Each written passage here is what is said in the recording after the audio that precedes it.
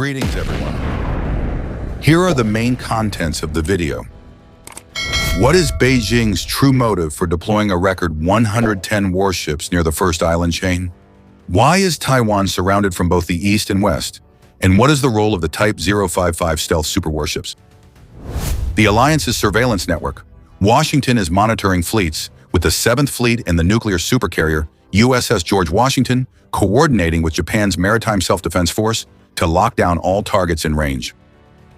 The initiative involves using deadly traps and secret autonomous smart weapons from the Pentagon, which are on standby beneath the ocean, ready to paralyze and sink the Chinese fleet in just a few minutes. A continuous barrage of firepower comes from Japan's deadly Yonaguni defense line, with its upgraded Type 12 land-based anti-ship cruise missiles, the powerful missile shield in the Philippines, and Taiwan's tough Porcupine strategy. Australia's distant Iron Collar plays a silent but powerful role with its veteran submarines of the Berlin class and the AUKUS agreement in choking off Beijing's escape routes to the ocean. Welcome to the analysis program of Luan Banshinsu.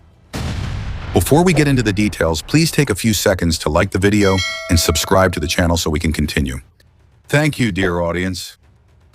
Grandpa Tin is restless because of the new weapon. The US and Japan are ready to sink 110 Chinese warships. Ladies and gentlemen, the strategic map of the Western Pacific is being redrawn in an irreversible direction as Beijing officially and unilaterally plans to cross the region's most sensitive red lines. A massive iron clamp consisting of more than 110 modern warships, armed Coast Guard vessels, and heavy military logistics fleets from China has simultaneously deployed, sealing off vital sea lanes stretching across the ocean from the southern Japanese islands, running along the sensitive Taiwan Strait, and reaching all the way down to the waters near the Philippines.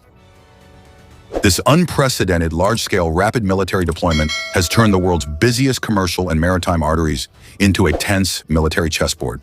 Clearly, Beijing doesn't just want to showcase conventional power, they are aiming to completely turn this international sea area into their own exclusive battlefield.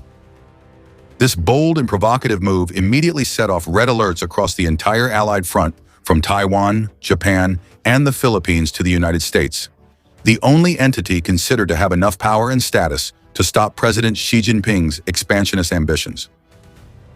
Deploying a record 110 warships near the first island chain shows the Chinese leadership's deep and comprehensive strategic calculations. Beijing's top priority is to establish an absolute blockade, completely isolating Taiwan from any outside access. This massive fleet acts as a heavily armed vanguard force, ready to shift from deterrence to a swift lightning attack, launching a decisive military intervention to seize control of the island at any moment. Not stopping there, the second, more sophisticated plan is to erect a formidable steel barrier between the southern Japanese islands and Taiwan, aiming to thwart any military intervention attempts by Tokyo right from the outbreak of the crisis. At the same time, the narrow and deadly straits here are being forced to become safe corridors, allowing China's nuclear-powered ballistic missile submarine fleet to quietly hide and slip into the deep waters of the vast Pacific Ocean. This risky expansion by Beijing is not limited to its regular naval forces. Chinese Coast Guard ships have also continuously carried out aggressive and overwhelming patrols toward the eastern coast of Taiwan, which has always been considered the island's safest and most inviolable rear area. This situation proves a harsh reality. Taiwan is now completely surrounded from both sides, the Western Strait and the vast Pacific Ocean to the east. Along with that is the intense activity of Chinese electronic reconnaissance ships in the northern South China Sea and off the coast of the Philippines, guided and closely integrated with a dense network of military spy satellites in outer space. These reconnaissance ships monitor around the clock, collecting radar frequencies and searching for any gaps in American warship defenses. That is the classic gray zone tactic, silent, gradually encroaching on territory, changing the status quo without having to fire a shot or start a full-scale war. To realize that hegemonic ambition, Beijing places its full trust in its most advanced ocean-going warships. The core focus that creates the power and destructive capability of this fleet lies in the massive mobile fortresses, the Type 055 stealth destroyers and the Type 052D guided missile destroyers. Equipped with powerful phased array radar systems and long-range anti-ship missile arsenals with tremendous destructive power, These warships are the formidable weapons that directly challenge the Western Alliance's control of the seas. However, in this risky gamble, Beijing's strategists seem to have made a fatal mistake by underestimating their opponent. They forgot they were walking into a steel trap that was already set. Right in those very hotspots, the United States and its regional allies had already established a deeply integrated and extremely solid joint defense network. A massive task force led by the United States, working in perfect coordination with the Japanese Maritime Self-Defense Force, was on high alert, locking every Chinese target firmly in their sights. This thorough preparation and combined strength were enough to turn Beijing's decision to deploy troops into a strategic disaster, making them regret it if they dared to recklessly cross that threshold. The deterrence from the alliance was absolutely formidable. Under the direct coordination of the renowned 7th Fleet, Washington deployed a network of advanced surveillance equipment and cutting-edge weaponry covering the entire area, representing the pinnacle of modern warfare technology. With a force of 50 to 70 warships and support vessels always on high alert, the alliance was ready to launch an overwhelming retaliatory strike at any moment. At the center of this massive formation was the giant floating fortress, the nuclear-powered aircraft carrier USS George Washington, escorted by guided missile cruisers and powerful Arleigh Burke-class destroyers, ready to eliminate any threat from the air or the sea. Deep beneath the ocean, the shadows of at least 10 to 12 long-range nuclear attack submarines deployed from the strategic base on Guam were silently tracking the Chinese fleet every second from dozens of miles away. A deadly trap had been set in the deep waters, ready to turn Beijing's ambitions to dust on the ocean floor if the first shot was fired. On the battlefield of the Western Pacific, the situation in the skies posed a grave threat to the Chinese Navy. In the vast skies above, squadrons of versatile F-18 Hornet fighters and 5th-generation stealth fighters, F-35 Lightning II, working closely with the U.S. Navy's P-8 Poseidon maritime patrol aircraft, were establishing a continuous 24-hour patrol network without a single minute of rest. More than 150 American Steel Eagles were soaring high above, silently recording every movement, every coordinate, and every breath of the Chinese fleet second by second. Operating this massive and sophisticated war machine are more than 27,000 personnel from the United States Navy and Marine Corps. Washington's power goes far beyond ordinary surveillance. In a scenario of intense electronic warfare, they possess the ability to suppress and lock onto targets perfectly. The advanced Aegis radar system, combined with airborne early warning aircraft, can scan, analyze, and directly transmit the route, speed, and even intercept secret communications of the Chinese fleet to the command center in Washington in real time.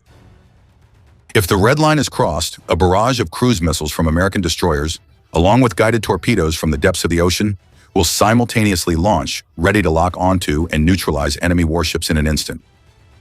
The U.S. Navy in the Western Pacific now no longer plays the role of a passive defensive shield. They are now present like a loaded gun, with their finger on the trigger, just waiting for the supreme order to open fire. Washington has concentrated all its military might and the most advanced logistical capabilities in the Pacific to stop Beijing's scheme to monopolize the ocean. While the United States plays the role of the sharpest sword of retribution, Japan is the solid and impenetrable shield. In response to 110 Chinese warships approaching the southern island chains, the Tokyo government immediately activated the highest level of alert. The Japan Maritime Self-Defense Force, with a formidable fleet of about 160 modern warships, has been fully integrated into the U.S. Navy's combat network, ready to open fire and intercept any escalation attempts from Beijing. The state-of-the-art Aegis-equipped destroyers and massive helicopter carriers are continuously tailing and closely monitoring every movement of the Chinese fleet. Even more dangerous for Beijing is the dense deployment of Japan's coastal anti-ship missile systems along the southern island chain. In particular, the missile sites deeply hidden in fortified underground bunkers on Yonaguni Island, the forward outposts just 110 kilometers from Taiwan, have the capability to completely block the Chinese fleet's retreat route to the Pacific Ocean. Japan's latest improved Type 12 anti-ship missile, capable of launching from behind steep mountains, automatically locating targets, and penetrating even the thickest enemy steel armor, is a constant nightmare for Beijing's war planners. In addition, Tokyo has also deployed the latest generation of Mugami-class stealth frigates to this hot conflict zone. These ships have extremely low radar cross-sections, making it extremely difficult for China's reconnaissance systems to locate them. Beneath the deep sea, more than 20 famous Japanese diesel-electric attack submarines, known for their ultra-quiet operation, are fully armed and silently lying in ambush at strategic choke points such as the East China Sea and the Philippine Sea, awaiting orders to open fire. In the air, maritime patrol and control capabilities are maximized thanks to the P-3C Orion and P-1 squadrons. More than 300 aircraft of the Japanese Naval Air Force are systematically scouring the depths, working closely with their American counterparts. Over 50,000 professional servicemen directly operate this vast defense network. Japan sends a strong message that if China recklessly launches a crazy attack on Taiwan, they will have to face the full destructive power of the Japanese Navy head-on.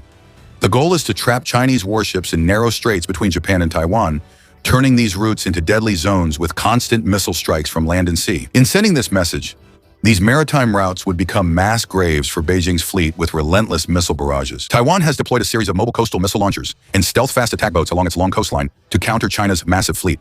The iconic domestically produced Xiongfeng anti-ship missiles always put Beijing's warships squarely in their deadly sights. Instead of engaging in direct naval artillery battles at full strength on the open sea, the core strategy of Taipei and the Japanese Navy is to immediately operate a dense network of smart guided weapons and deadly unmanned drones. The perfect integration of asymmetric stealth technology has turned Japan into a deadly three-dimensional kill zone for any invading country. Faced with this, Taiwan's patrol forces deployed ships to counter China's gray zone tactics and repel attempts to enter the island's eastern waters. As the threat increases, Taiwan's military academies have urgently begun comprehensive maritime power training, especially into the training program for young officers. Even as the existential threat continues to grow, Taiwan's military academies have urgently implemented these measures. Japan sends a message to the world about Taiwan's Porcupine strategy, emphasizing that the ability to make the enemy pay a heavy price for every inch of territory remains a solid barrier, forcing Beijing to consider the bloody cost before making any decision to destroy Taiwan's navy. Máu trước khi đưa ra quyết định điên rồ cuối cùng. The Taiwan Strait, with a width ranging from 100 to 180 kilometers, has long been known as a deadly zone for any amphibious force due to its fierce ocean currents and vast stretches of water. Japan sends a message about launching a reckless attack during the summer and autumn months, when fierce storms continuously hit. Any amphibious landing operation on Taiwan would face extremely catastrophic losses.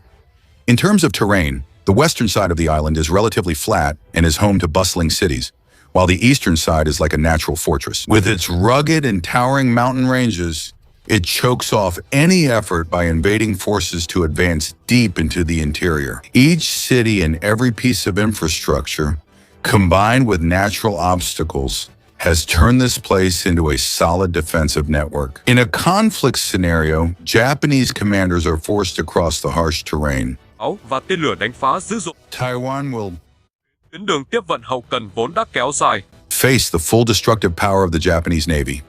The island's defensive network makes the already stretched supply lines even more vulnerable and likely to be paralyzed. Even if Beijing chooses this option, Japan is blockaded under the pressure of missile and drone attacks from Taiwan. The resilient spirit of resistance in the strategically prepared reserves could prolong the war into a long war of attrition, breaking the will of any invasion. An attack on Taipei could turn the war into a prolonged conflict, ruining hopes for a quick victory.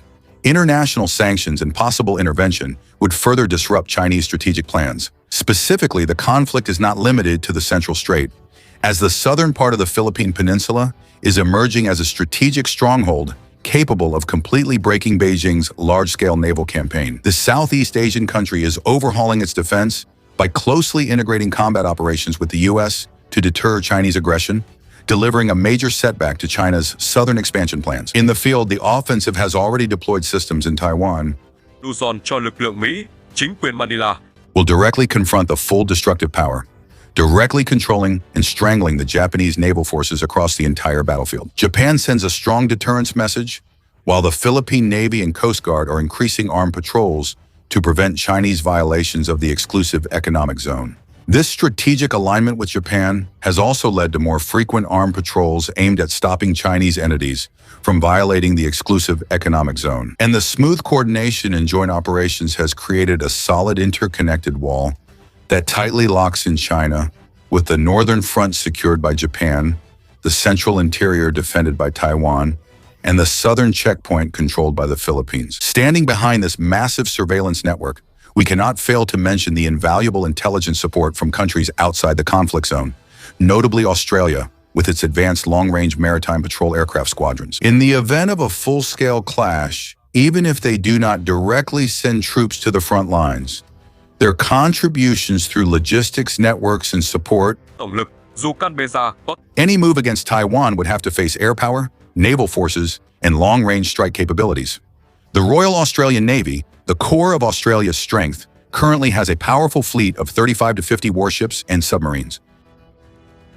Their main warships include 3 Hobart-class air defense destroyers equipped with the advanced Aegis combat system. The Anzac-class frigates send a clear message.